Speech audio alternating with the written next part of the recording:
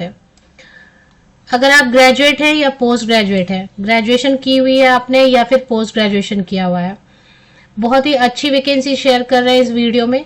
Salary part जो है, अगर ग्रेजुएशन बेसिस पर आप कोई जॉब ज्वाइन कर रहे हैं, अगर आपका स्नातक हो गया है या फिर पोस्ट ग्रेजुएशन हो गया है और आप कोई एज अ फ्रेशर आप कोई ऑर्गेनाइजेशन ज्वाइन कर रहे हैं और वहां पे स्टार्टिंग सैलरी आपको ग्रेजुएशन बेसिस पर 1,62,000 रुपए प्रति माह स्टार्टिंग सैलरी मिले, तो ऐसी अपॉर्चुनिटी आप मिस करना चाहेंगे क्या?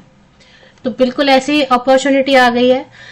10 सितंबर 2025 10 सितंबर को डिटेल्ड एडवर्टीजमेंट 59 पेजेस की डिटेल्ड विस्तृत विज्ञापन जारी हो गया है, जहां पर ग्रेजुएट या फिर पोस्ट ग्रेजुएट दोनों ही अप्लाई कर सकेंगे।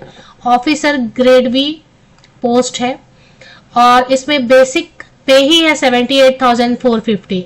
अगर आपको पहले से ये इन्फॉर्मेशन नहीं है कि बेसिक पे क्या होता है, तो बेसिक पे मतलब ये इस पे अभी डीए ऐड करते हैं, महंगाई भत्ता जो 50% से ज्यादा चल रहा है। एचआरए ऐड करते हैं, एचआरए अलग अलग सिटीज में अलग अलग होता है। 2 पीएफ होता है, एक प्रोविडेंट फंड होता है एम्प्लॉय का और एक एम्प्लॉयर का।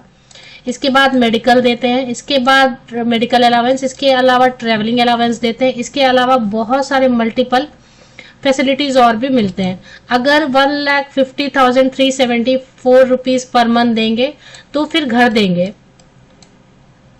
और अगर घर नहीं देंगे तो समझे कि और 16,000 तकरीबन 16,000 और आपको एचआरए भी मिलने वाला है कम से कम।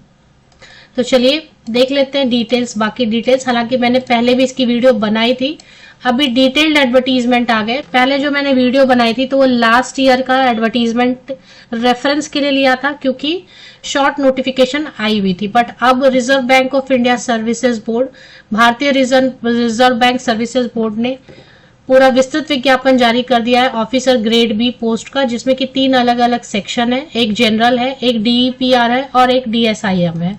तो डीईपीआर और डीएसआईएम खास स्पेशलाइजेशन वाले कैंडिडेट्स के लिए, जनरल में कोई भी ग्रेजुएट या कोई भी पोस्ट ग्रेजुएट अप्लाई कर सकते हैं, फ्रेशर भी अप्लाई कर सकते हैं, कोई इसमें एक्सपीरियंस नहीं मांग रहे हैं।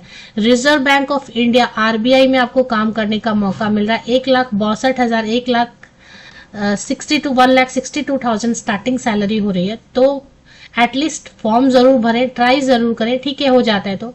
ऑल ओवर इंडिया इसके ब्रांचेस हैं, बहुत सारे ब्रांचेस हैं अलग अलग। हेडक्वार्टर एक ही जगह होगा, लेकिन जरूरी नहीं है कि हेडक्वार्टर में आपको पोस्टिंग मिले। ऑल ओवर इंडिया इसके कई सारे ब्रांचेस रहेंगे जहां पर से काम होते हैं, यूनिट्स मतलब आप कह सकते हैं, यूनिट्स कह सकते हैं। तो उनमें से पूरे देश भर में जहां जहां भी यूनिट है उसमें से कहीं पर भी आपको पोस्टिंग मिल सकती है।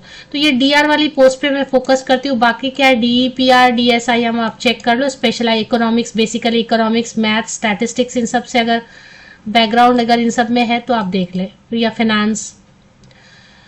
जनरल वाले में कोई भी स्नातक, कोई भी ग्रेजुएट, कोई भी पोस्ट ग्रेजुएट अप्लाई कर सकते हैं। टोटल कुल मिला के स्नातक वाली जो वैकेंसी है, एनी ग्रेजुएट वाली, टोटल 83 वैकेंसीज है, जिसमें जनरल अनरिजर्व में 35 सीट्स है, ईडब्ल्यूएस में 8 सीट्स है, ओबीसी में 19 सीट्स है, एससी कैंडिडेट्स के लिए 15 सीट्स है, एसटी कैंडिडेट के लिए 6 सीट्स है। पीडब्ल्यूडी कैंडिडेट भी बिल्कुल अप्लाई कर सकते हैं, पीडब्ल्यूडी कैंडिडेट्स के लिए भी सीट्स रिजर्व है। कुल मिला के 120 पोस्ट है, 120, जिसमें डीईपीआर एंड डीएसआईएम भी शामिल है।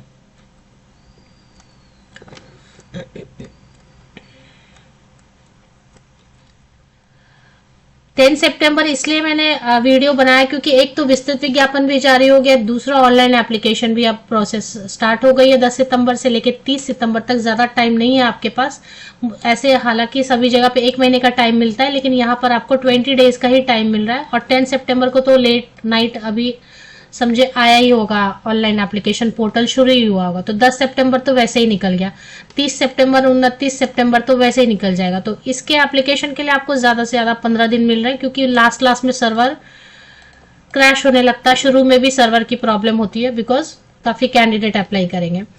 तो इसमें एग्जामिनेशन की डेट बता रहे हैं कि फेज 1 होगा ऑनलाइन एग्जाम, फेज 2 में paper 1, paper 2 and paper 3 online exam होगा। मतलब 2 फेजेस तो ऐसे ही हैं, ऑनलाइन एग्जाम होंगे।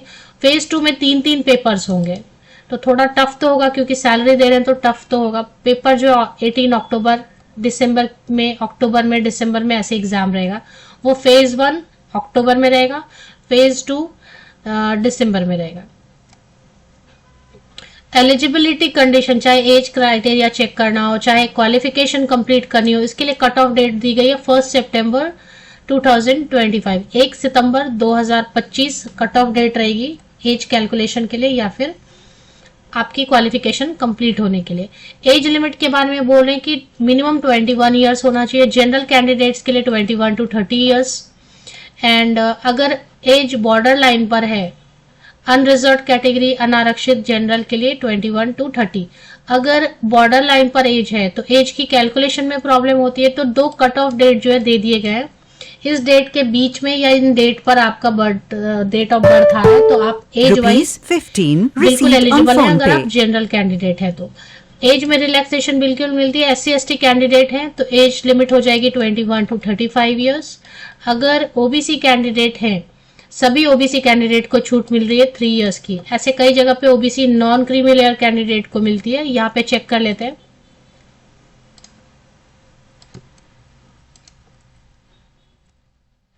ओबीसी नॉन क्रीमी लेयर नहीं लिखा, ऑल ओबीसी कैंडिडेट्स को मिल रही है 3 ईयर्स की छूट, तो 21 to 33 ईयर्स, 21 से 33 साल हो गई छूट। इसके अलावा पीडब्ल्यूडी कैंडिडेट्स को मिनिमम 10 ईयर्स की छूट मिलती है। इसके अलावा अगर आप एमफिल या पीएचडी कर चुके हैं, ग्रेजुएट पोस्ट ग्रेजुएट तो अप्लाई कर सकते हैं, तो एमफिल कैंडिडेट के लिए हो गया 21 to 32 ईयर्स एज लिमिट। अगर आपने पीएचडी किया हुआ और आप अप्लाई कर रहे हैं तो 21 to 34 ईयर्स तक के, और करते हैं ना, क्योंकि इतनी बड़ी पोस्ट है तो एमफिल पीएचडी कैंडिडेट भी अप्लाई करते हैं, तो उनको एज में और छूट रिलैक्सेशन मिल रही है जिन्होंने एमफिल या फिर पीएचडी किया हुआ है।